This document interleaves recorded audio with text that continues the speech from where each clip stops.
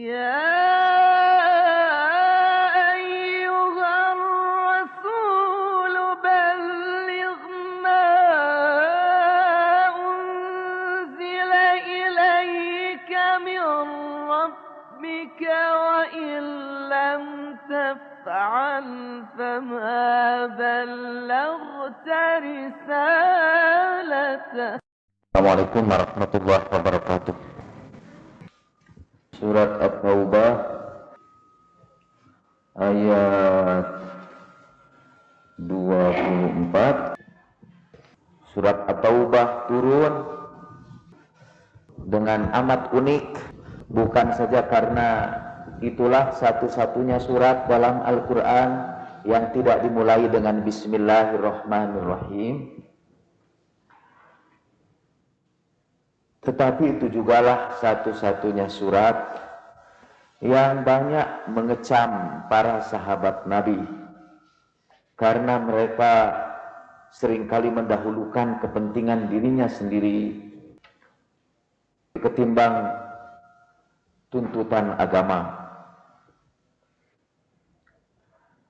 Banyak ayat dalam surat ini mengingatkan mereka untuk bergabung bersama Nabi yang mulia dan meninggalkan kesenangan dunia ini demi kepentingan akhirat. Misalnya dalam ayat 38, Ya ayyuhalladzina amanu ma lakum idza qila lakum infiru fi sabilillah itsaqaltum ilal ard araditum bil hayati dunya minal akhirah fama mata'ul hayati dunya fil akhirati illa qalil. Hei orang-orang yang beriman, kenapa apabila dikatakan kepada kalian berangkatlah berjuang di jalan Allah, terasa berat bagi kalian bumi ini? Apakah kalian lebih ridho dengan kehidupan dunia ketimbang akhirat? Ketahuilah bahwa kehidupan dunia itu dibandingkan dengan akhirat kecil saja.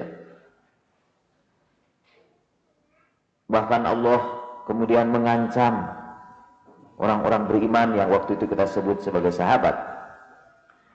Illa tanfiru yu'adzibkum azaban alima. Kalau kamu tidak pergi bersama Nabi, nanti Allah azab kamu dengan azab yang pedih. Wa yastabdil qauman ghairakum wa la tadurruhu syai'a. Dan Allah akan gantikan kamu dengan kaum selain kamu, dan tidak akan memadaratkan kepadanya satupun. Wallahu ala kulli syai'in qadir. Allah berkuasa atas segala sesuatu. Itu sebagian di antara beberapa kecaman Allah kepada kaum mukminin waktu itu yang tidak mau mengikuti perintah Nabi berangkat berjuang pada saat musim panas pada perang Tabuk. Ada juga di antara mereka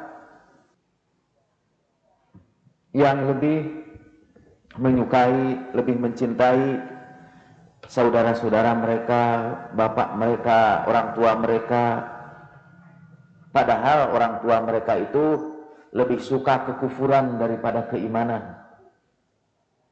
Allah berfirman, Ya ayyuhalladzina amanu la tattakhidu aba'akum wa ikhwanakum awliya in istahabbul kufra 'alal iman. Hei orang-orang beriman, janganlah kamu mengambil orang tua kalian, saudara-saudara kalian menjadi para kekasih kalian kalau mereka itu lebih mencintai kekufuran daripada iman. Barang siapa yang mencintai mereka, maka mereka termasuk orang-orang yang zalim. Wa may yatawallahu minkum faulaika humuz zalimun. Nah, setelah ayat itu kemudian Allah berfirman, Qul in kana aba'ukum wa abna'ukum wa ikhwanukum wa azwajukum wa ashiratukum wa amwalun iqtaraftumuha wa tijaratun tahshawna kasadaha wa masakinu tardawnaha ahabba ilaikum minallahi wa rasulihi wa jihadin fisabilihi fatarabbasu hatta ya'tiyallahu bi amrih wallahu la yahdil qaumal fasiqin. Jika orang tua kalian, anak-anak kalian, saudara-saudara kalian, pasangan-pasangan kalian, suami atau istri kalian, atau keluarga kalian, atau harta yang kalian usahakan, atau perdagangan yang kalian takutkan kerugiannya, atau tempat tinggal yang kalian senangi, lebih kalian cintai daripada Allah dan Rasulnya, dan jihad di jalannya, maka bersegeralah memperoleh azab Allah sampai Allah menurunkan azabnya, dan Allah tidak memberi petunjuk kepada kaum yang fasik.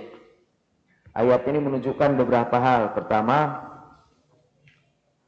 tidak boleh kita mencintai harta, keluarga, anak-anak, perdagangan di atas kecintaan kita kepada Allah dan Rasulnya. Tidak boleh kita mencintai semua itu di atas kecintaan kita kepada Rasulullah Shallallahu Alaihi Wasallam. Dan yang kedua, yang mendahulukan kecintaan yang lain di atas kecintaan kepada Rasulullah akan memperoleh azab, bahkan mungkin di dunia ini juga. Fatarabbasu, bersiap-siaplah kalian untuk menerima azab itu. Dan yang ketiga, orang-orang yang tidak mencintai Rasulullah itu disebut di dalam ayat ini sebagai qaumul fasiqin, orang-orang yang fasik. Jadi kecintaan kepada Rasulullah Sallallahu Alaihi Wasallam adalah kewajiban yang diperintahkan Allah Subhanahu Wa Taala kepada kita. Ada seorang ulama menulis khusus buku tentang kewajiban kita kepada Rasulullah atau hak Rasulullah terhadap kita. Judulnya Asy-Syifa bi Ta'rifi Huquqil Mustafa. Asy-Syifa, sebuah obat untuk mengetahui hak-hak Nabi Al-Mustafa. Ya, sebut bukunya sebuah obat karena pada zamannya sudah mulai ada kecenderungan untuk menganggap ungkapan kecintaan kepada Nabi itu sebagai kemusyrikan. Ziarah kepada Nabi Sallallahu Alaihi Wasallam dinyatakan sebagai perbuatan yang tidak terpuji. Bertawasul kepada Nabi dianggap kemusyrikan. Mengambil berkah dari Nabi yang mulia juga dianggap kemusyrikan. Buat ulama itu sebetulnya penyakit umat yang akan menjauhkan mereka dari kecintaan kepada Nabi yang mulia. Karena itulah ia buat buku Asy-Syifa, obat buat orang-orang yang tidak cinta Nabi ini, bi ta'rifi huquqil Mustafa, supaya mengenal betul tentang hak-hak Nabi yang mulia atas kita. Dan karena itu pada gilirannya adalah kewajiban kita kepada Nabi Sallallahu Alaihi Wasallam. Kewajiban kita yang pertama adalah mencintai Rasulullah Sallallahu Alaihi Wasallam lebih dari segala-galanya, lebih dari harta, anak-anak, keluarga, perdagangan. Rasulullah Sallallahu Alaihi Wasallam berulang-ulang mengatakan dalam berbagai keadaan, la yu'minu ahadukum hatta akuna ahabba ilaihi min waladihi wa walidihi wan nasi ajma'in. Tidak beriman kamu sebelum aku lebih kalian cintai ketimbang anak kalian, ketimbang orang tua kalian, dan ketimbang seluruh umat manusia. Dan Nabi mengatakannya la yu'minu ahadukum. Saya tadi menerjemahkannya dengan bebas. Terjemahan yang setia dunia begini, tidak beriman salah seorang di antara kamu. Maksudnya semua saja kita ini. La yu'minu ahadukum, tidak beriman salah seorang di antara kamu hatta sehingga akuna keadaan aku ahabba ilaihi lebih dia cintai min waladihi dari anaknya wa walidihi dari bapaknya dari orang tuanya wan nasi ajmain dan dari seluruh umat manusia. Surat Asy-Syura, qul la as'alukum alaihi ajran illal mawaddah fil qurba. Katakanlah oleh kamu Muhammad kepada orang Islam itu, aku tidak minta upah apa-apa dari kalian dari dakwahku ini, kecuali kecintaan kalian kepada keluargaku. Dan ketika Rasulullah ditanya, ya Rasulullah, siapa itu yang termasuk al-qurba yang wajib kami mencintainya itu? Kemudian Rasulullah menyebut Fatimah, suaminya dan kedua anaknya. Dan dalam pengertian al-qurba atau ahlul bait, jelas termasuk di dalamnya adalah kecintaan kita kepada Rasulullah sallallahu alaihi wasallam. Kata Imam Ja'far As-Shadiq, kecintaan kita kepada seseorang itu berarti juga kecintaan kita kepada orang yang dicintai orang itu. Jadi kalau kita mencintai Rasulullah sallallahu alaihi wasallam, maka kita pun wajib mencintai siapa saja yang dicintai Nabi. Dan ahlul bait adalah orang yang dicintai Rasulullah sallallahu alaihi wasallam. Tapi menurut pengarang Asy-Syifa tadi itu, sekiranya tidak ada ayat lain di dalam Al-Quran yang menjelaskan kewajiban kita mencintai Nabi, dan yang ada hanya surat At-Taubah ayat 24 saja, itu sudah cukup untuk menegaskan bahwa kecintaan kepada Nabi itu wajib, dan tidak mencintai Nabi itu mengundang azab Allah kepada kita, baik di dunia maupun di akhirat. Semua mazhab sepakat bahwa kecintaan kepada Nabi yang mulia itu adalah dasar dari keberagamaan kita.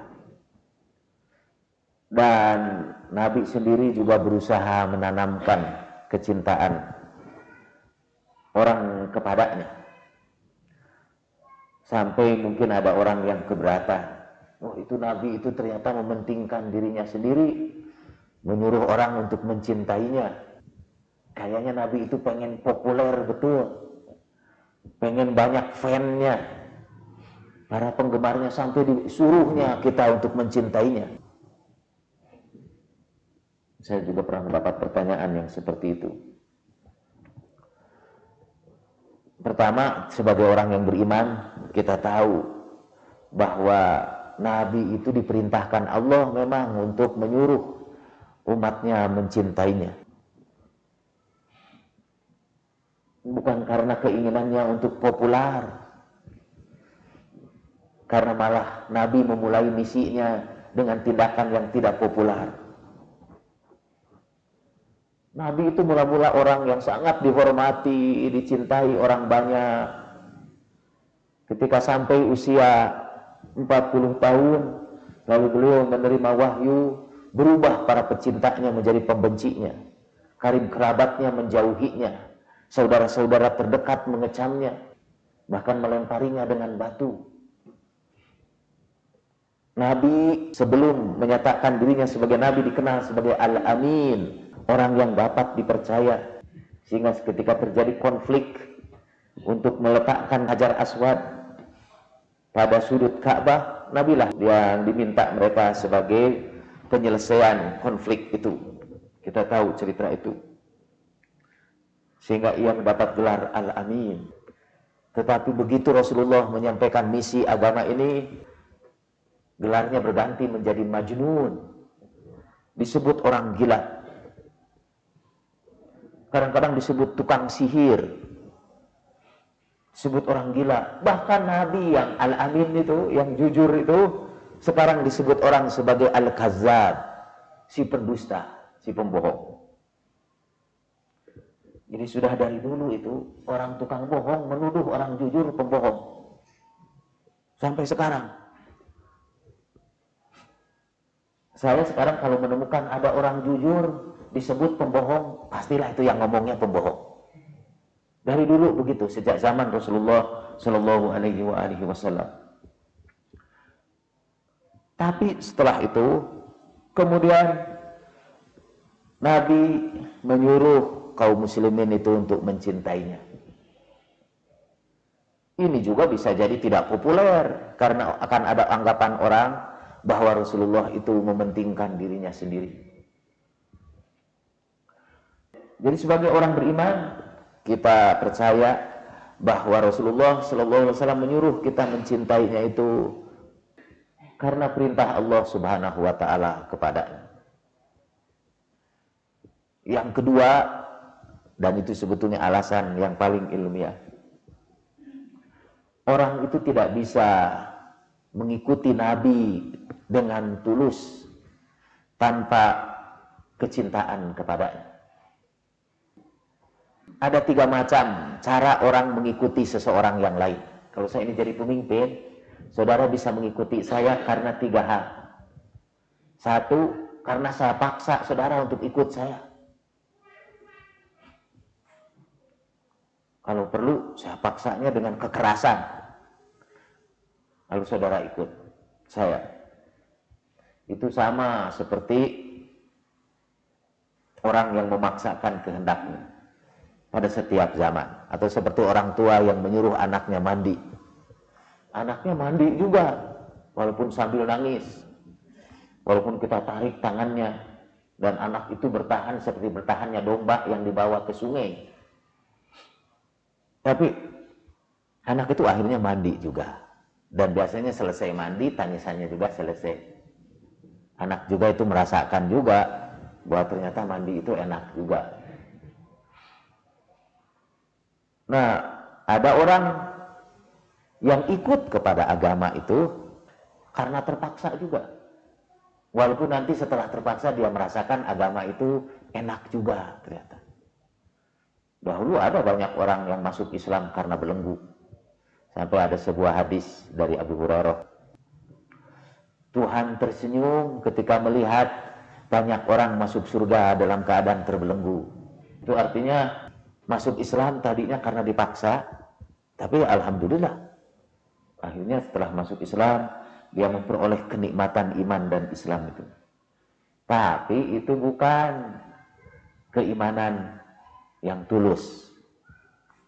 Sesudahnya mungkin imannya jadi tulus setelah dia merasakan kenikmatan beragama. Jadi yang pertama, orang itu patuh kepada kita karena keterpaksaan. Para psikolog menyebutnya compliance. Agama kita itu kebetulan diberi nama Islam, yang artinya kepasrahan, penyerahan diri. Nah, ada yang kepasrahannya itu karena terpaksa. Itu kita sebut Islamnya Islam compliance. Yang kedua,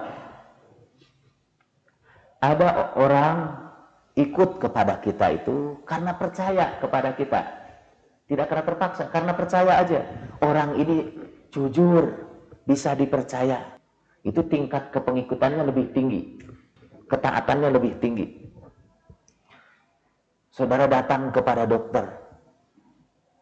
Kemudian dokter memberikan nasihat. Makanlah pil ini 3 kali sehari. Yang 2 kali dengan air, 1 kali pakai tanah. Sekiranya ada dokter seperti itu, saudara akan mentaatinya. Karena percaya dokter itu memiliki otoritas, memiliki pengetahuan, dan saudara percaya kepadanya. Nah, ketaatan yang seperti itu,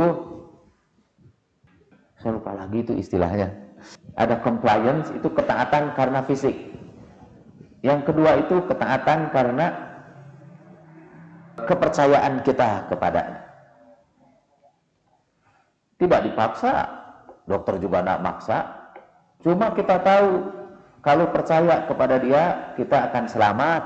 Kalau tidak percaya dia, kita akan celaka. Itu sudah tingkat ketaatan yang lebih tinggi dari tingkat yang pertama. Kepada Rasulullah Shallallahu Alaihi Wasallam juga Ada orang yang taat kepada Nabi itu karena percaya kepada Rasulullah, karena dia al-amin. Tapi orang yang seperti itu hanya taat pada bagian-bagian yang dia percayai saja. Jadi seperti taat kita kepada dokter itu hanya pada bagian ketika dia berbicara tentang kesehatan. Mestinya gitu emang. Jadi kalau satu saat ada dokter menawarkan produk kendaraan bermotor, nggak usah percaya itu. Ada seorang dokter datang pasang iklan, belilah Daihatsu, pakai baju dokter. Kita tidak akan beli Daihatsu itu. Tapi kalau dia datang menawarkan pasta gigi, kita percaya. Padahal dokter itu juga mungkin dokter-dokteran aja. Nah, ketaatan yang kedua ini ada kelemahannya. Kita hanya taat pada hal-hal yang kita percayai. Ketaatan kepada Rasulullah Shallallahu Alaihi Wasallam pada tingkat yang kedua ini juga memiliki kekurangan.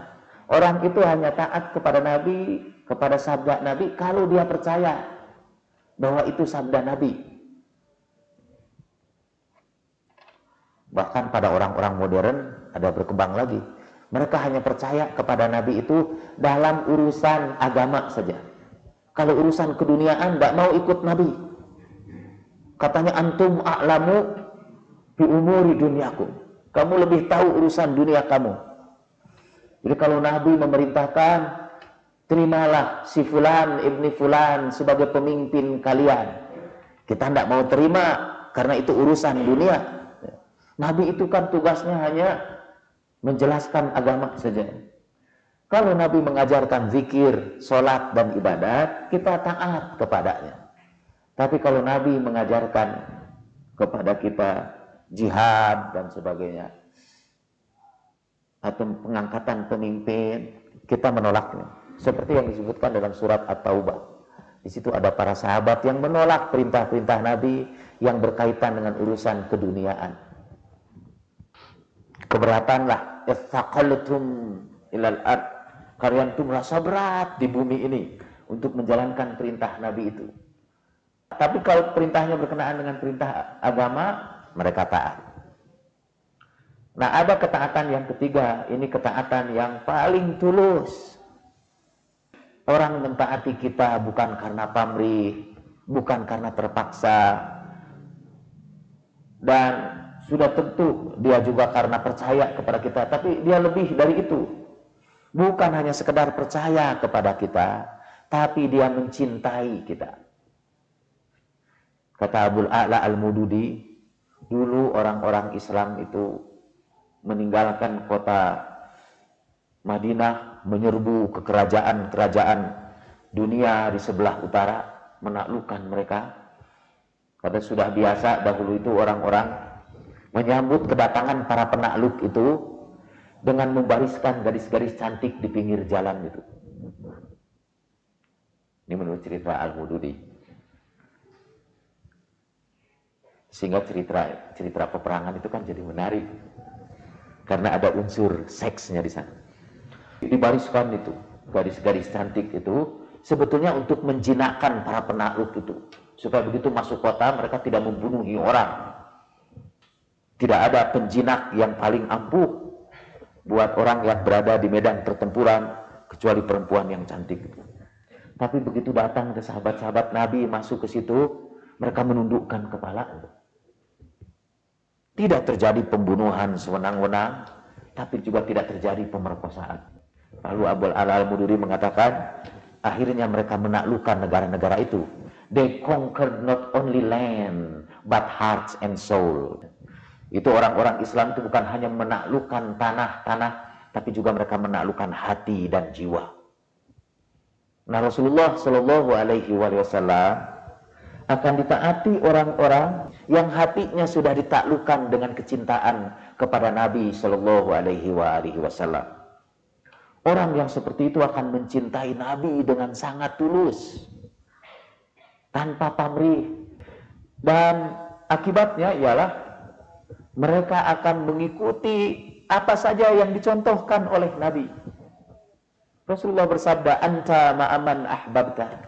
engkau akan bergabung bersama orang yang engkau cintai.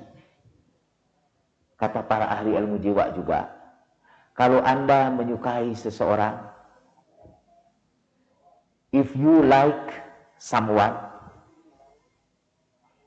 you will be like him. Dalam bahasa Inggris kebetulan kata like itu artinya dua. Ada yang artinya suka, ada yang artinya seperti. Orang Indonesia kalau ngomong bahasa Inggris seringkali keliru menggunakan ini. Like yang berarti seperti itu harus ada to be sebelumnya. To be like him. Orang Indonesia kadang-kadang pakai seperti maksudnya tapi tidak pakai to be. Sir, I like you. Itu kalau tidak pakai to be, like itu berubah. Bukan lagi seperti tetapi suka.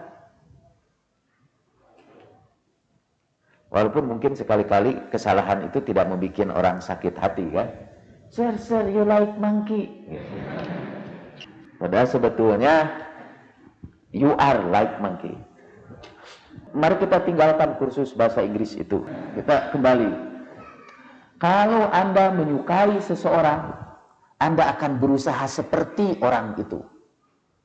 You will be like him. Bahkan pada sampai tingkat you will be him. Anda akan berusaha menjadi dia. Kalau Anda senang dengan pemain sepak bola, maka kapan saja pemain sepak bola itu muncul, Anda bersedia mengorbankan waktu Anda. Mungkin Anda tidak mau bangun tengah malam tadi itu. Tidak terbiasalah kalau untuk salat malam. Tapi begitu ada pertandingan sepak bola malam hari, saya tidak nonton. Saya lihat anak saya menunggui lewat tengah malam. Saya kira lagi salat malam lah. Ternyata menonton pertandingan sepak bola. Mungkin di situ ada pemain sepak bola yang paling dicintainya. Dan untuk dia rela mengorbankan tidurnya yang lelap. Saya jadi ingat itu hadis qudsi. Bohong kata Tuhan, orang yang mengatakan cinta kepadaku, tapi ketika aku memanggilnya tengah malam, dia berbaring seperti bangkai. Dan kita adalah pendusta semua ini. Yang ngomong mencintai Allah, tapi ketika Allah panggil kita malam hari untuk berkhalwat dengannya, untuk berduaan dengannya, kita tidur lelap. Bukan kita, saya lah. Mungkin Anda tidak.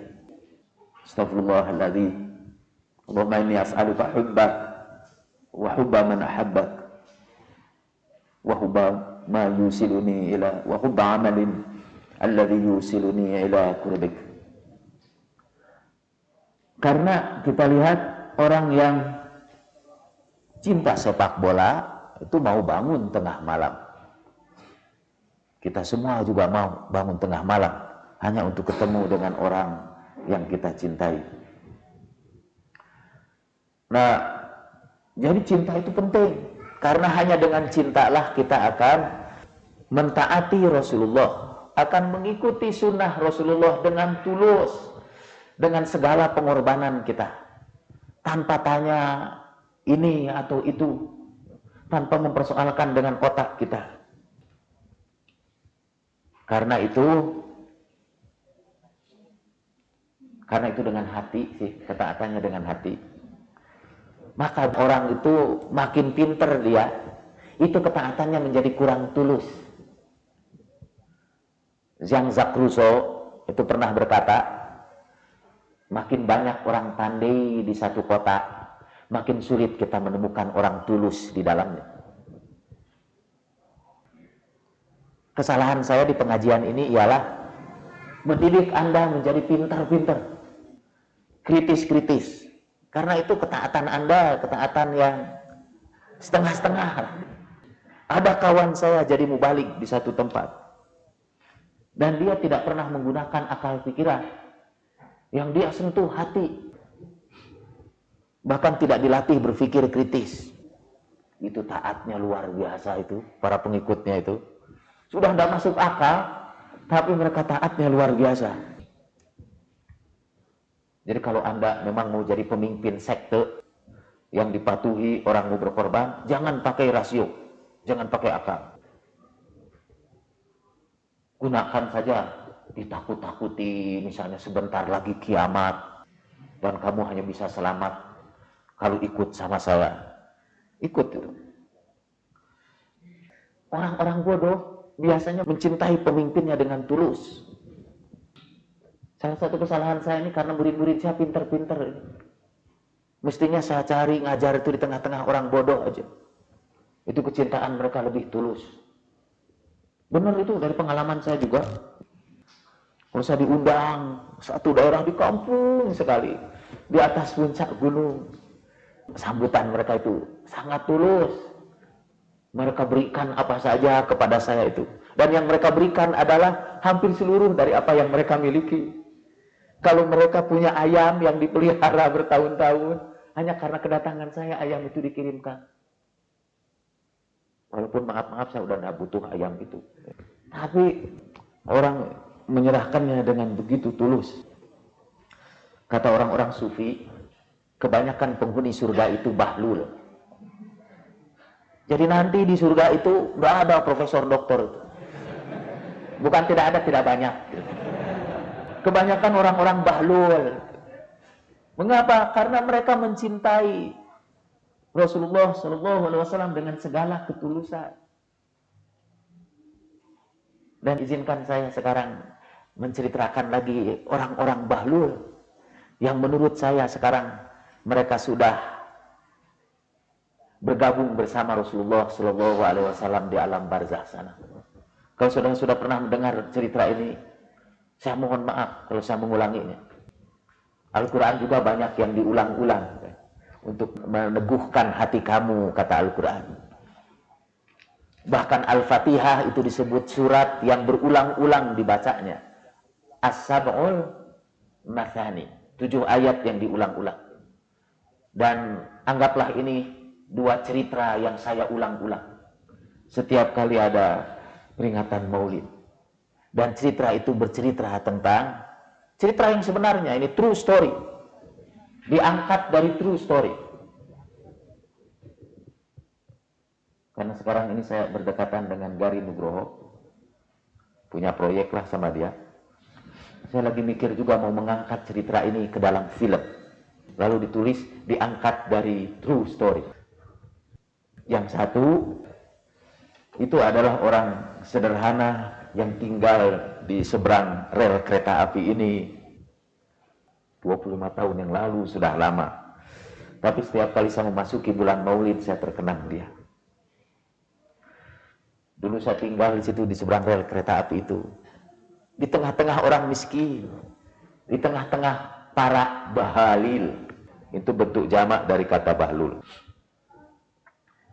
Tutup kamar saya di atas itu dengan plastik.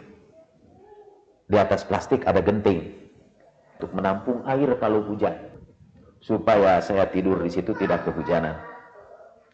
Saya juga masih bahlul waktu itu. Karena saya masih bahlul, maka saya membid'ahkan segala macam cara untuk mencintai Rasulullah SAW. Misalnya saya bid'ahkan peringatan Maulid. Kenapa saya bid'ahkan? Karena peringatan Maulid itu akan membangkitkan kecintaan orang kepada Rasulullah SAW. Itu menurut saya sekarang. Waktu itu tidak. Saya sebut Maulid itu bid'ah karena tidak pernah dicontohkan oleh Nabi SAW. Saya sering berdebat dengan orang banyak tentang Maulid itu. Saya selalu menang. Sampai sekarang itu saya kalau debat sering menang. Jadi saya menang juga. Tapi akhirnya saya kalah bukan karena ulama yang memiliki dalil-dalil sabrek, tetapi karena orang yang mau saya ceritakan itu. Seorang yang bahlul, yang tidak berpendidikan tinggi, saya malah menduga SD pun dia tidak selesai. Namanya Mas Darwan, rahimahullah. Dia bertetangga dengan saya. Setiap subuh, sebelum saya bangun, saya sudah mendengar suara terumpah kakinya itu. Dia selalu pakai sendal dari kayu itu. berangkat ke sumur yang kebetulan berada di depan saya. Sumurnya sumur umum waktu itu. Dia sangat hormat kepada saya karena dia menganggap saya ini ustaz. Dia sering memperbaiki genting saya yang bocor tanpa pamrih. Dia pensiunan pindad dan ia menghabiskan sisa usianya selain berkhidmat kepada ustaz, dia membuka petak-petak ubi di pinggir rel kereta api di situ. Ada tanah di antara rel kereta api itu. Dia ubah tanah yang gersang itu menjadi tanah yang produktif. Saya sering kebagian ubinya juga, tapi saya tidak pernah kebagian mencangkulnya. Orangnya agak tuli, dan saya ingin menceritakan ini bukan karena saya bermaksud menceritakan aibnya, tapi karena ketuliannya itu bersambung dengan cerita saya selanjutnya. Jadi kurang pendengaran. Karena itu dia jarang bicara. Sehingga saya kira dia dilepaskan dari dua dosa besar. Dosa karena telinganya dan dosa karena pembicaraannya. Suatu saat ketika dia sedang mencangkul petak-petak ubinya itu, dia tidak sadar bahwa ada kereta api cepat datang, menyenggol tubuhnya. Dan Anda tahu disenggol kereta api berakibat sangat fatal. Dia dibawa ke rumah sakit. Hasan Sadikin, sore-sore saya berangkat berkunjung. Saya lihat dia ditempatkan di ICU. Dan seluruh tubuhnya dipenuhi dengan infus, aliran darah segala. Kita sampai ke situ, dia memberi isyarat kepada istrinya. Seakan-akan dia minta dilepaskan seluruh kabel-kabel yang berhubungan dengan tubuhnya itu. Istrinya mendekat kepadanya, kemudian ia berbisik, dan tidak lama setelah itu Mas Darwan menghembuskan nafasnya yang terakhir. Saya tidak tahu apa yang dibisikkan Mas Darwan kepada istrinya. Baru sehari kemudian saya mendapat kiriman nasi kuning dari Mbak Yu, itu istrinya Mas Darwan. Sekarang masih hidup. Dan sekiranya Mbak Yu itu dengar speaker saya minta maaf menceritakan suaminya kembali. Mbak Yu itu datang, kirim nasi kuning. Kenapa? Untuk apa ini saya bilang nasi kuning? Waktu itu saya orang yang anti tahlil. Jadi saya menduga ini karena tahlilan. Apa ini karena tahlilan? Bukan, kata dia. Mas Darwan itu sebelum meninggal dunia berbisik kepada istrinya. Bulan ini bulan Maulid. Jangan lupa selamatan buat Kanjeng Nabi Muhammad sallallahu alaihi wasallam. Waktu saya dengar itu, saya nggak bisa menahan air mata saya. Seluruh kepongahan saya yang membid'ahkan Maulid itu runtuh. Saya tidak punya argumentasi apa-apa untuk menolak Mas Darwan itu. Saya bisa mengalahkan argumentasi para ulama, tapi saya tidak bisa mengalahkan argumentasi Mas Darwan. Saya membayangkan seorang yang tidak berpendidikan tinggi, yang tidak pernah mengenal riwayat Nabi.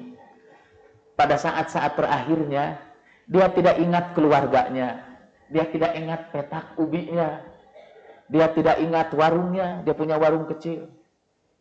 Dia tidak teringat apapun. Yang dia ingat pada saat-saat terakhirnya adalah selamatan buat Kanjeng Nabi Muhammad sallallahu alaihi wasallam.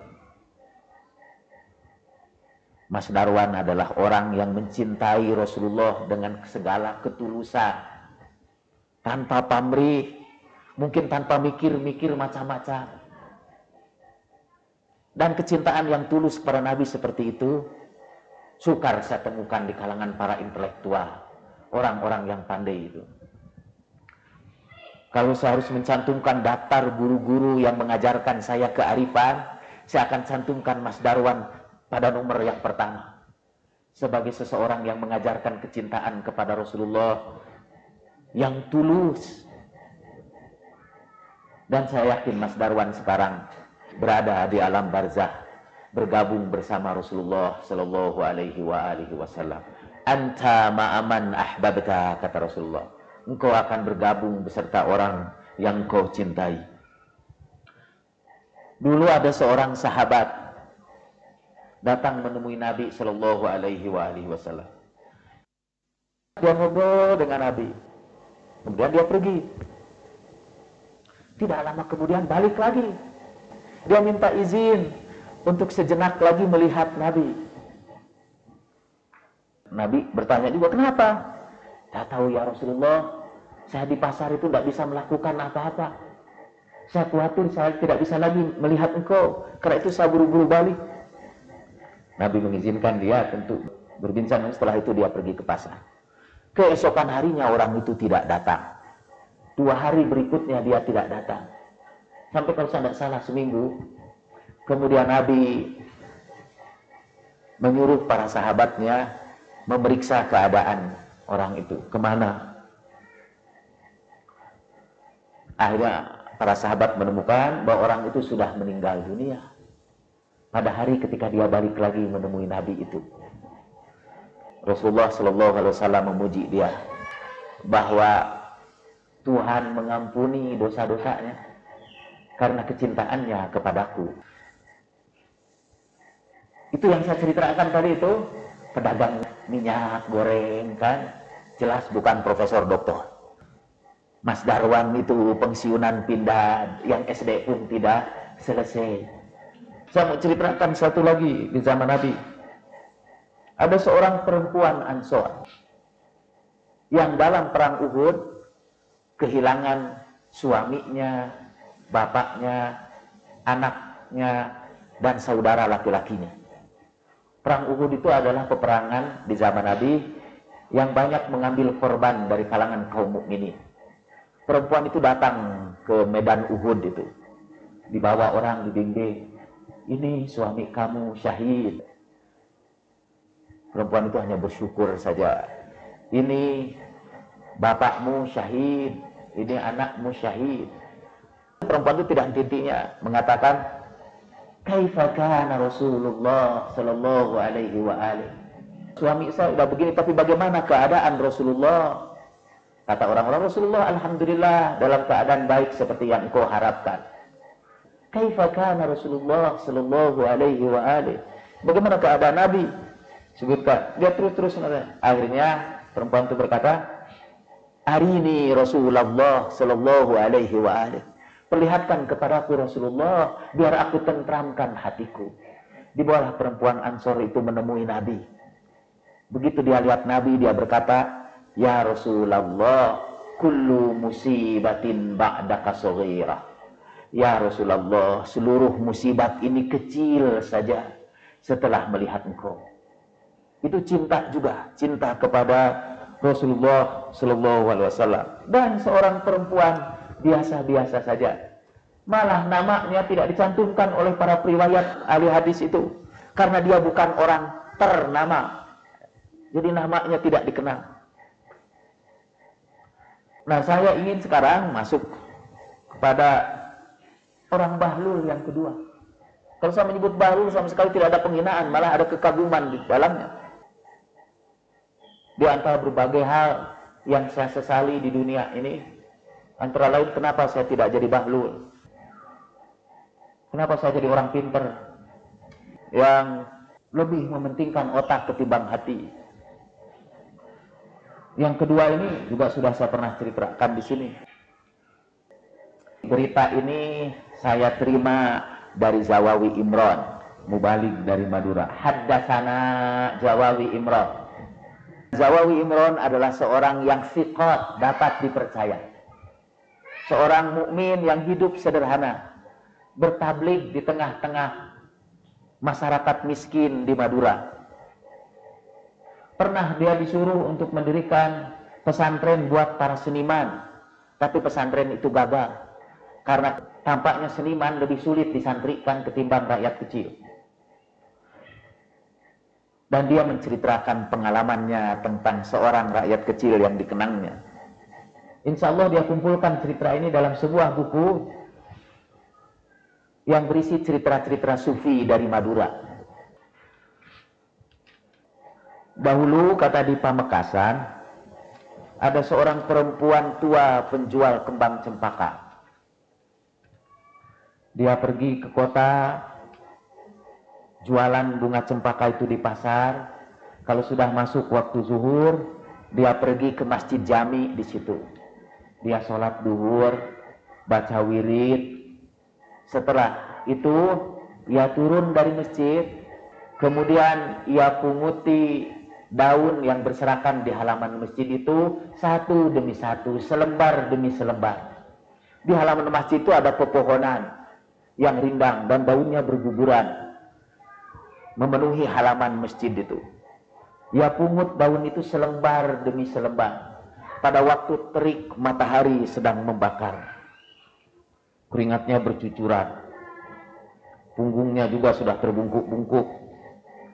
Orang-orang jatuh iba kepadanya dan menyuruh ibu tua itu untuk tidak memunguti dedaunan itu karena masjid sudah punya petugas kebersihannya.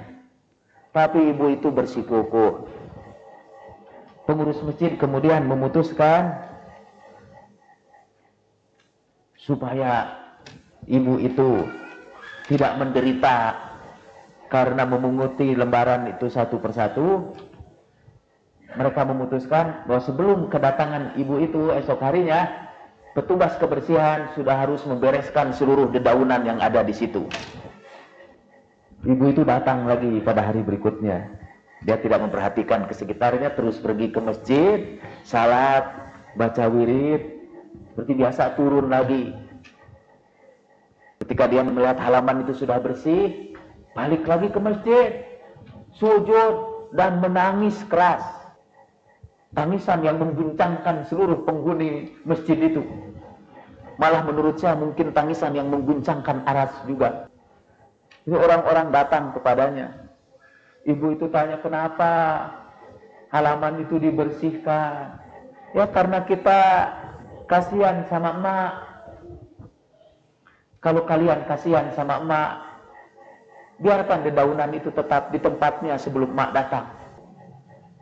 Jadi pada hari-hari berikutnya, dedaunan itu dibiarkan saja. Dan si ibu terus-menerus memungut dedaunan itu.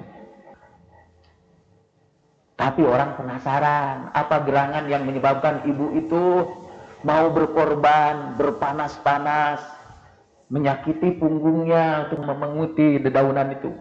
Diundangnya seorang kiai. Di Madura itu ada istilah kiai khelaf. Kiai khelaf itu kiai yang aneh-aneh.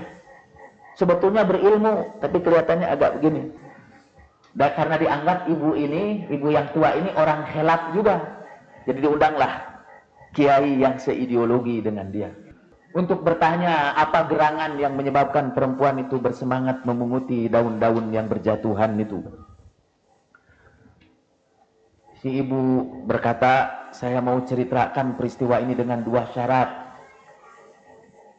Seluruh orang yang berada di masjid itu harus disuruh keluar lebih dahulu. Dan kedua, Pak Kiai tidak boleh menceritakan peristiwa ini selama saya masih hidup. Kemudian ia menceritakan, dan karena sudah meninggal sekarang, jadi saya ceritakan. Saya ini orang bodoh, Pak Kiai. Amal apapun yang saya lakukan tampaknya tidak akan cukup untuk menyelamatkan saya nanti di alam akhirat. Bahkan di alam barzah pun, di alam kubur pun mungkin saya tidak selamat. Saya ini orang bodoh, diulang-ulangnya berkali-kali. Satu-satunya harapan saya untuk keselamatan ialah syafaat dari Kanjeng Nabi Muhammad sallallahu alaihi wasallam. Karena itu setiap kali saya turun dari masjid, saya ambil selembar daun itu dan saya ucapkan sholawat kepada Rasulullah sallallahu alaihi wasallam.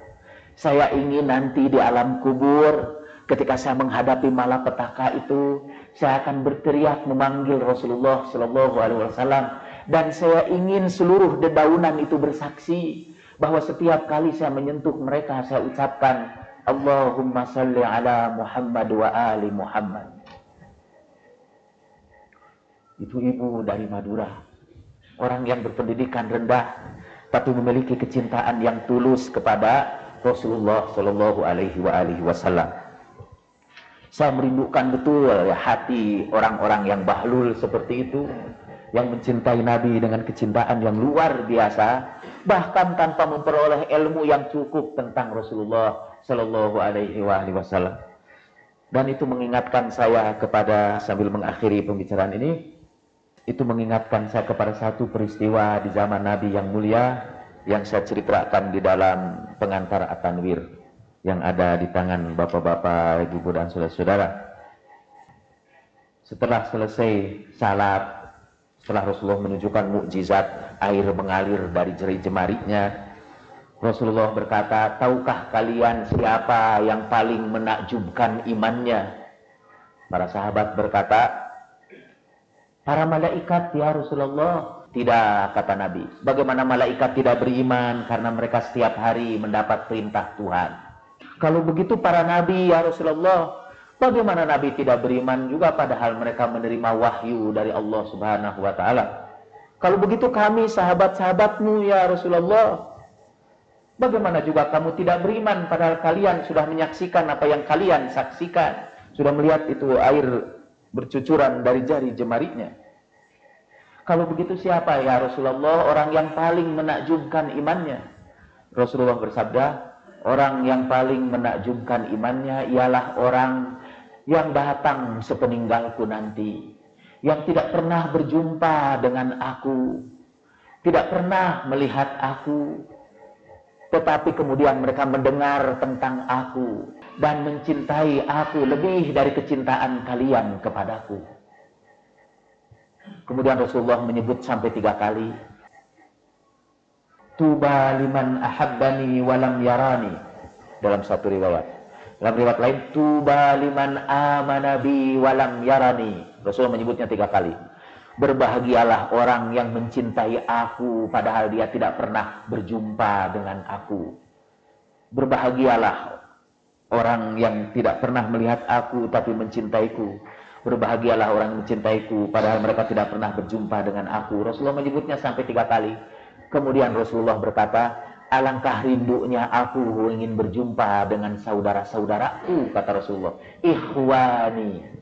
Para sahabat itu berkata, ya Rasulullah, bukankah kami ini saudara-saudaramu? Tidak, kalian adalah sahabat-sahabatku. Saudara-saudaraku ialah mereka yang tidak pernah berjumpa dengan aku, beriman kepadaku dan mencintai aku. Itulah yang dirindukan Rasulullah Shallallahu Alaihi Wasallam. Saya kira itulah orang-orang seperti Mas Darwa, seperti ibu dari Madura itu, yang tidak pernah berjumpa dengan Rasulullah, tidak pernah baca kisah-kisah tentang Nabi, hanya dengar seorang mubalik bercerita kepadanya tentang Nabi yang mulia itu, kemudian dia mempersembahkan seluruh kecintaannya kepada beliau. Itu orang yang dirindukan Nabi yang mulia. Dan saya yakin ketika mereka kembali ke hadapan Allah Subhanahu wa taala, itu Rasulullah menjemputnya di alam kubur itu, membawanya ke dalam dekapan kasih sayangnya. Karena Nabi adalah orang yang paling penyayang terhadap kaum mukminin, lebih sayang dari ibu mereka sendiri. Laqad ja'akum rasulun min anfusikum azizun alaihi ma anittum harisun alaikum bil mu'minina raufur rahim.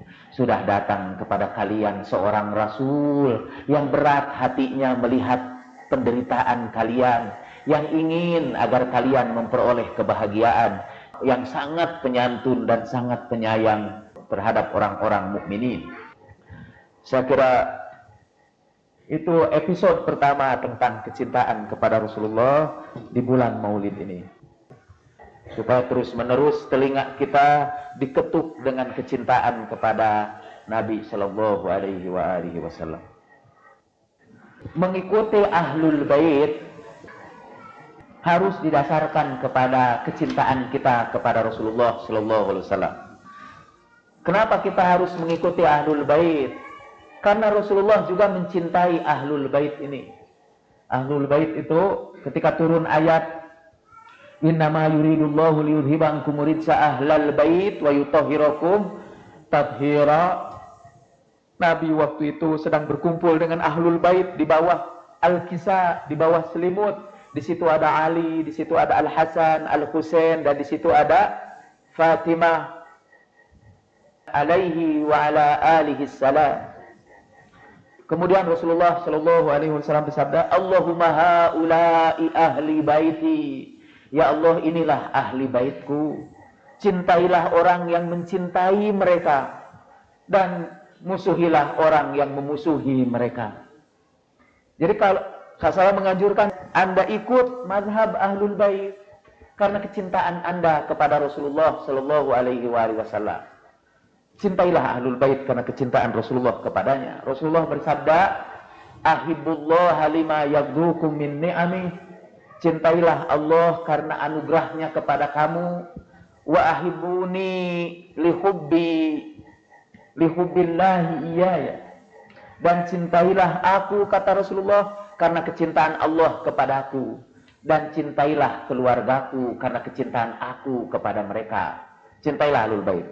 Nah, kalau Anda mencintai ahlul bait itu, maka Anda harus mencintainya lebih dari keluarga Anda, lebih dari perdagangan Anda, lebih dari bisnis Anda, bahkan lebih dari jodoh Anda sekiranya jodoh itu datang kepada Anda. Itu semua harus dikorbankan demi kecintaan kepada ahlul bait. Karena itu berat. Kalau Anda masih memikirkan jodoh ini, sebaiknya jangan ikut dulu mazhab ahlul bait. Belum pas itu kecintaannya. Kalau Anda memang mencintai ahlul bait, maka jodoh jadi masalah yang kesekian. Dan penderitaan perempuan di seluruh dunia ialah karena mereka berpikir bahwa jodoh itu adalah tujuan hidupnya. Jodoh itu nanti datang sendirilah dalam perjalanan. Jadi kenapa kita harus terlalu memperhatikan jodoh? Apakah kebahagiaan hidup itu hanya diukur karena kita punya jodoh? Banyak sekali perempuan yang justru mulai menderita setelah dapat jodohnya. Saya banyak didatangi perempuan-perempuan yang menderita karena punya suami yang tidak menghargainya, yang menganiayanya, yang menzaliminya, yang membatasi kebebasannya. Jadi saya ingin tegaskan, jodoh bukan satu-satunya kebahagiaan dalam hidup Anda. Itu mungkin karena saya udah punya istri ya.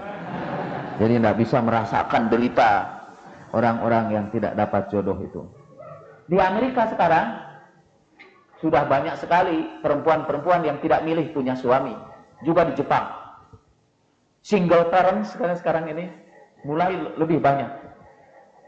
Kalau kita cerita tentang ini perempuan yang mengeluh karena belum dapat jodoh lagi di depan orang-orang Amerika atau orang Jepang, kalau mereka bisa bahasa Indonesia, pasti mereka akan berkata, kampungan.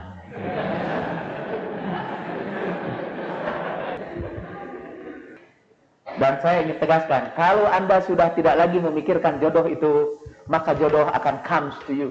Dia akan datang kepada Anda. Believe me. Ada peribahasa Indonesia, takut hantu terpeluk bangkai. Artinya ialah, kalau kita takut betul akan kehilangan jodoh, kita benar-benar bukan saja kehilangan jodoh, malah kehilangan nyawa kita. Dan kehilangan kebahagiaan kita. Tidak usah terlalu ditakutkan itu. Sekarang curahkanlah kecintaan Anda kepada ahlul bait. Kalau juga Anda masih ingin jodoh itu sekali-kali terpikirkan juga, bertawasullah kepada ahlul bait. Minta tolong kepada mereka supaya diberikan jodoh yang Allah ridhoi dan yang diridhoi oleh Rasulullah Shallallahu Alaihi Wasallam juga. Dan kalimat yang berikutnya mungkin tidak mau Anda amalkan. Dan kalau saya ini bisa menjadi orang yang lebih dekat denganmu tanpa punya jodoh, biarkan jangan ada jodoh datang kepada saya. Tidak mau itu biasanya. Karena tadi itu kecintaannya belum tulus. Orang seperti Rabi'ah al-Adawiyah udah tidak memikirkan jodoh lagi itu. Ketika Hasan al-Basri menurut dongeng melamar kepadanya, kata dia, sudah tidak ada tempat dalam hatiku kecintaan kepada manusia, kata dia. Karena kecintaannya hanya kepada Allah Subhanahu wa taala saja. Itu ketika Rabi'ah memutuskan hanya mencintai Allah saja, berdatangan itu orang mau melamar dia. Dulu sebelum cinta kepada Allah, tidak ada yang lamar itu. Itu diuji dia kecintaannya, apa benar-benar tulus. Nah sekarang ini penanya ini masih cinta kepada jodohnya. Kemudian Ustaz tolong jelaskan bentuk realitas taat dan kecintaan kepada Rasul. Karena ada sekelompok orang menafsirkan cinta Rasul itu ialah cinta pada lembaga kerasulan. Dan taat Rasul ialah taat pada lembaga tersebut. Bahkan ketaatannya melebihi cinta anak, istri, orang tua, tetangga, dan segala-galanya. Kalau saya menyebut cinta kepada Rasulullah, yang saya maksud adalah cinta kepada seorang manusia suci yang bernama Muhammad bin Abdullah, yang lahir di tanah suci pada bulan Rabiul Awal tahun 571 Masehi, yang hijrah ke Madinah, yang melahirkan putri yang bernama Sayyidah Fatimah Zahra, yang membawa firman Allah Subhanahu wa taala. Saya tidak maksudkan cinta kepada Rasul itu di luar manusia suci itu. Walaupun orang itu menyebut dirinya Rasul kepada setiap kaum. Apalagi tidak saya maksudkan yang dimaksud dengan Rasul itu lembaga kerasulan. Saya memang tahu bahwa ada sekelompok orang yang sekarang ini mengaku dirinya sebagai lembaga kerasulan. Biasanya mendakwahi anak-anak mahasiswa di kampus-kampus yang cerdas-cerdas mungkin secara ilmu pengetahuan modern, tetapi bahlul dalam pengetahuan agama. Karena itu mereka pun mudah jatuh cinta kepada hal-hal yang tidak logis. Sayangnya sebetulnya mestinya diarahkan kecintaan itu kepada Rasulullah yang Muhammad bin Abdullah itu sallallahu alaihi wasallam, bukan kepada lembaga kerasulan. Kepada Rasulullah itulah kita harus mencintai lebih dari anak, istri, orang tua, tetangga, dan segala-galanya. Dan itu udah bahaya secara sosiologis kalau kita mengubah kecintaan kepada person menjadi kecintaan kepada lembaga. Mudah-mudahan Allah Subhanahu wa taala membimbing mereka dari kecintaan kepada lembaga itu menuju kepada kecintaan kepada Rasulullah sallallahu alaihi wasallam. Ustaz, terkadang kita lebih sering mengingat suami istri kita daripada Allah dan Rasulnya. Betul itu. Itu bukti bahwa kita ini pembohong-pembohong besar yang mencintai Allah dan Rasulnya tapi lebih sering menyebut anak istri atau suami ketimbang diri kita sendiri. Apakah itu baik? Karena kita berprinsip bakti kita pada suami istri didasarkan atas cinta kepada Allah dan Rasul. Betul, berbakti kepada istri itu ungkapan dari kecintaan kita kepada Rasul, karena Rasulullah menyuruh kita berkhidmat kepada istri. Istri juga disuruh berkhidmat kepada suami atas perintah Rasulullah. Tetapi kalau kita lebih sering mengenang suami ketimbang Rasulullah, lebih sering menyebut si abang ketimbang baca sholawat kepada Nabi, itu berarti bahwa suami lebih kita cintai daripada Rasulullah sallallahu alaihi wasallam. Bacalah sholawat kepada Rasulullah sallallahu alaihi wasallam. Kita harus sering menggumamkan nama Nabi itu. Dalam perjalanan kita baca sholawat kepada Nabi. Di dalam situasi apapun kita baca sholawat kepada Nabi. Salah satu pelajaran saya yang berharga setelah saya tinggal di Iran ialah banyak membaca sholawat kepada Nabi. Orang-orang Iran itu kalau dalam majelis-majelis tiba-tiba sholawat, orang baca sholawat semua. Nawwirul majlis bisolawat, orang baca sholawat semua. Kalau mereka naik bis mau bepergian, nanti ada seorang berkata, Baruye saudatu salomatemo yek sholawat. Demi keselamatan dan kebahagiaan kita di perjalanan, satu sholawat. Semua baca Allahumma sholli ala Muhammad wa ali Muhammad. Kadang-kadang tiga mereka nyebut itu. Baruye sadatemo se sholawat. Baca 3 kali, Allahumma sholli ala Muhammad wa ali Muhammad, Allahumma sholli ala Muhammad wa ali Muhammad, Allahumma sholli ala Muhammad wa ali Muhammad. Jadi satu saat saya juga main-main sebetulnya. Baru ya saudate modah sholawat. Untuk keselamatan kita 10 sholawat. Semua 10 sholawat. Allahumma sholli ala Muhammad wa ali Muhammad. Ya. Miftah itu jelas dia belajar di Iran. Kemudian kerja di Rosda. Setelah itu dia mundur lagi dari Rosda karena mau belajar di Syria. Lalu kawan-kawannya di Rosda itu kirim kenang-kenangan kepada dia, tulisan. Salah satu tulisan yang mengesankan saya akan ingat Anda itu karena bacaan sholawat yang sering Anda bacakan. Miftahlah memasukkan kebiasaan baca sholawat di PT Rosda itu. Dalam berbagai hal, dia masuk mobil, dia baca sholawat. Nah, saya kira kita harus membiasakan sekarang memperbanyak bacaan sholawat kepada Rasulullah Sallallahu Alaihi Wasallam. Manusia yang paling bakhil, kata Nabi, ialah orang yang disebutkan namaku, lalu dia tidak menyebutkan sholawat dan salam kepadaku. Dan ya Allah, lindungilah saya dari majelis orang-orang bakhil ini. Yang kalau saya sebut namamu, mereka tidak mengucapkan sholawat dan salam kepadamu. Allahumma sholli ala Muhammad wa ali Muhammad. Lalu kembali kepada Mas Darwan dan orang-orang Jawa dulu. Itu sejak kecil dalam kehidupan orang Jawa, juga orang Sunda, juga orang-orang Islam tradisional di Indonesia, salawat itu menyertai seluruh kehidupan mereka. Ketika mereka baru lahir, kemudian diadakan marhabaan, dibacakan sholawat dan salam kepada Nabi. Ya Nabi salamun alaik, ya Rasul salamun alaik, ya Habib salamun alaik. Bacakan itu sambil anak kecil itu dibawa beredar, semua orang baca sholawat. Diperdengarkan sholawat itu kepada telinga yang masih polos itu. Sekarang suara yang pertama kali didengar anak itu, ibunya nyimpan radio, ini anaknya tidur, bayinya tidur simpan radio. Itu lagunya lagu Desi Ratnasari. Ya. Orang-orang tua kita dulu tidak, orang tua Mas Darwan tidak. Yang pertama kali diperdengarkan di telinganya adalah sholawat dan salam kepada Rasulullah Sallallahu Alaihi Wasallam. Sampai sekarang saya masih ingat ibu saya almarhum. Masih ingat, masih kecil dulu. Dan juga sering membacakan Nazam Burda dengan irama-irama Sunda.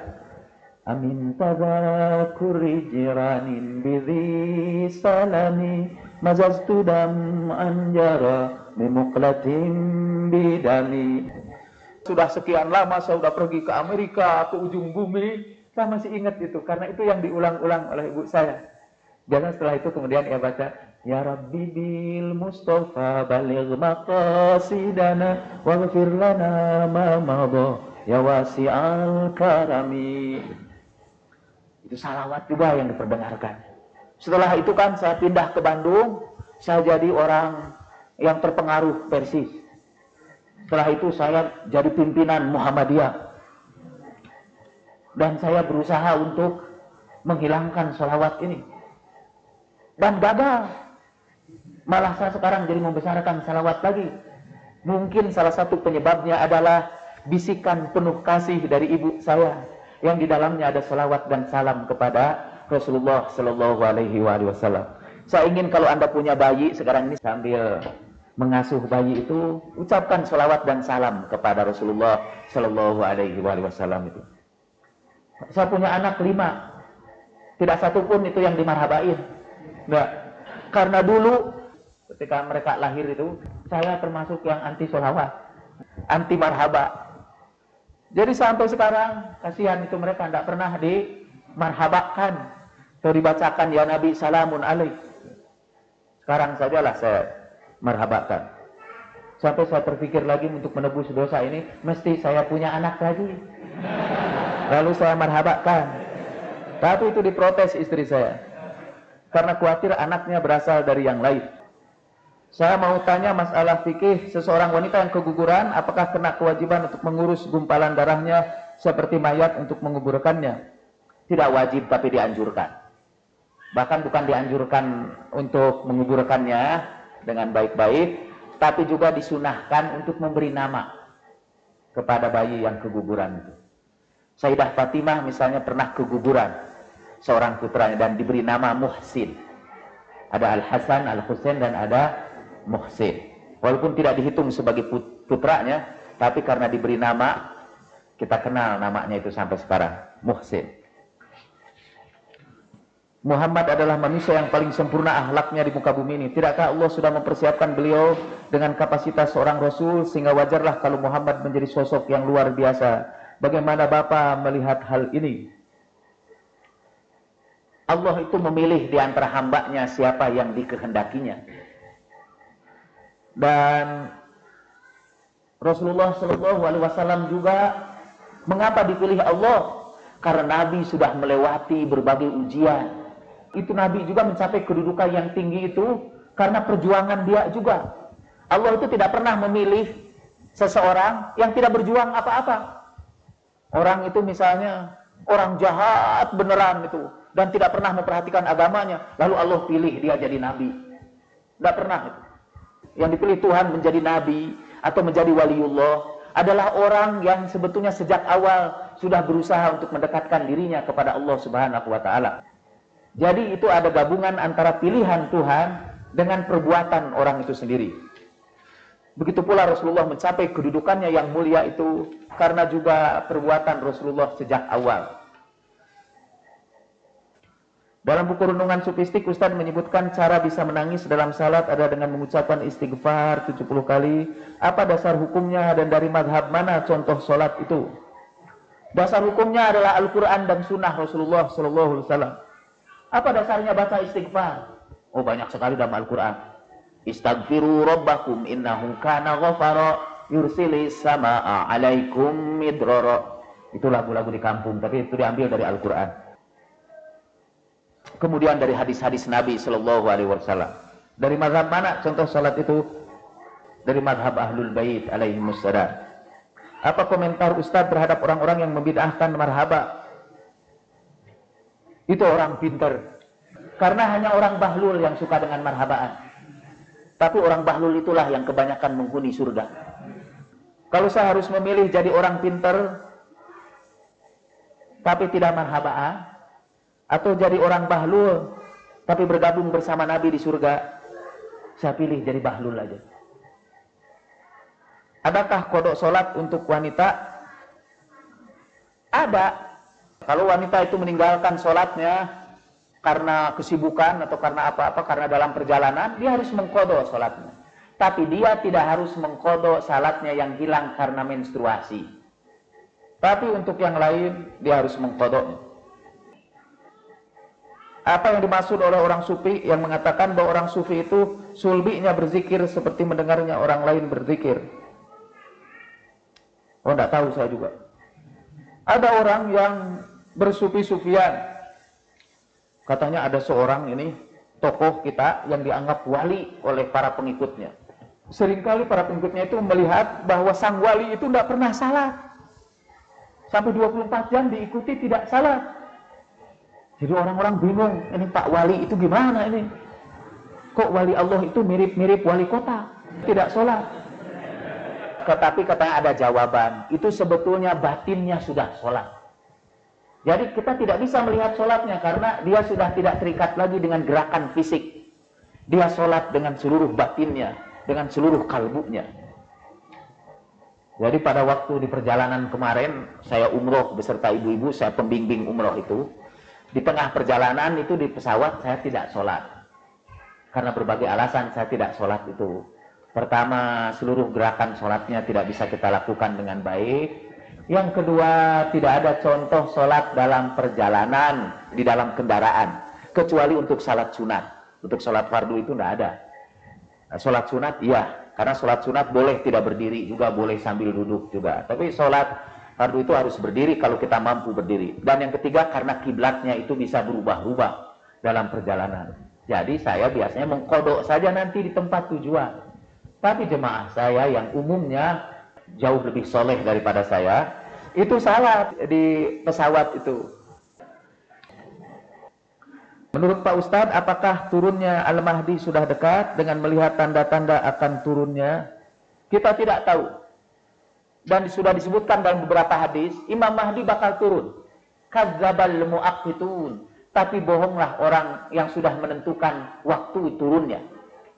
Jadi Anda harus percaya bahwa Imam Mahdi bakal turun. Tapi Anda menjadi pendusta kalau sudah mengatakan Imam Mahdi ini kita hitung-hitung bakal turun tanggal sekian, bulan sekian, pada hari Selasa Kliwon, tahun Saka, itu bohong. Karena tidak ada seorang pun yang mengetahui turunnya sahibuz zaman ajalallahu farajahu syarif kecuali Allah Subhanahu wa taala. Lebih bohong lagi kalau ada orang mengaku sayalah Imam Mahdi itu. Itu lebih bohong lagi. Menyebutkan kapan turunnya saja itu bohong, apalagi mengatakan saya Imam Mahdi. Semoga Allah melindungi Anda dari sejumlah Imam Mahdi yang mengaku-ngaku seperti itu.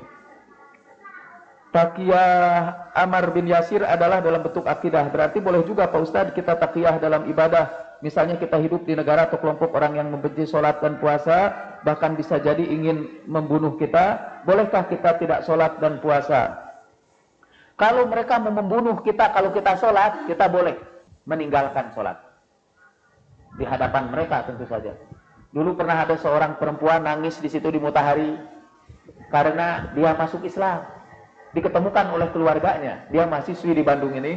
Satu saat keluarganya datang dan menemukan kain sembahyang di kamarnya itu. Ketika dia sedang tidak ada di kamar itu. Kemudian diultimatum, mau diusir dari keluarga. Padahal dia seorang mahasiswi, kalau diusir keluarga tidak ada yang membiayai sekolahnya. Saya anjurkan, Anda tidak usah salat. Tidak usah salat. Untuk melindungi diri Anda. Atau Anda sholat di dalam hati saja. Jadi sholat dalam hati itu bukan untuk waliullah, itu untuk orang yang taqiyah. Boleh itu. Tapi di luar negeri, itu di negara yang mayoritasnya bukan Islam, tidak ada seorang pun yang akan membunuh Anda karena sholat. Tidak ada. Atau yang menempeleng Anda karena sholat. Malah di negara Islam mungkin begitu. Kalau Anda sholat, Allahu Akbar, tangan ke bawah, ada kemungkinan orang akan memukul Anda. Tapi juga tidak ya.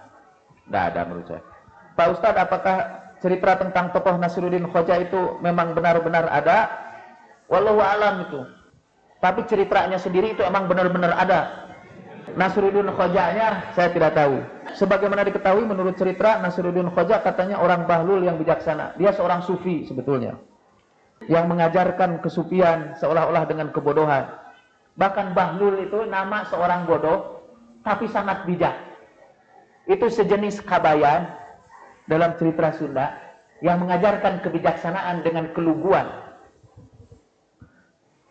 Kata malah Bahlul itu murid Imam Ja'far As-Shadiq yang disuruh oleh Imam Ja'far untuk mengkritik penguasa waktu itu, untuk menjelaskan kebenaran, tapi harus pura-pura gila. Karena orang gila kan ngomong apapun tidak pernah dihukum. Dia ngomong, ya dibiarkan saja oleh para penguasa itu.